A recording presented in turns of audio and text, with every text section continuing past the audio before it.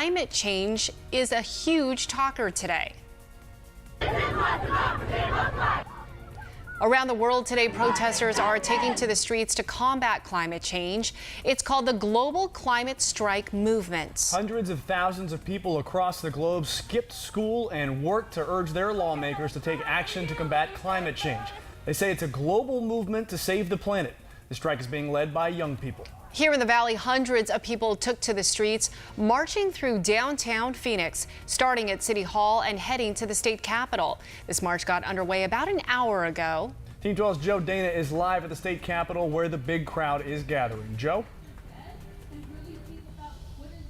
A lot of the young people here at the Capitol are inspired by a fellow teenager, 16-year-old Greta Thunberg, an activist in New York right now. She's from Sweden. She helped organize this worldwide protest that we're seeing today. I want to show you what we saw about an hour ago as hundreds of protesters marched from downtown here to the state capitol. Now, passions are one thing, facts are another. Here are a couple of the facts. 18 of the country's leading scientific associations conclude that greenhouse gases emitted by human activities are the primary driver of a warming planet.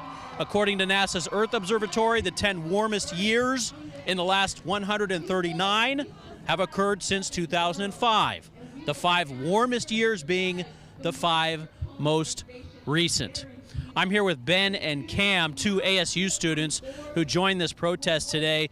Ben, you mentioned that you're here because you want to see a fundamental change. What do you mean by that? I think that ultimately what that means is not prioritizing economic growth over the health of our planet. I think it means focusing on the health of both, not only the health of our planet, but also the health of our people. We cannot sustain our life on Earth if we don't focus on the ecology and on not destroying, the vital parts of our Earth that we rely on for life in general. Cam, look, we've heard from the Intergovernmental Panel on Climate Change from the UN. They say we have possibly as little as 11 years to truly make a fundamental change in our societies globally. A lot of lawmakers, though, many here at the Capitol, they either don't want to say it on the record or they just don't agree. What would you say to state leaders?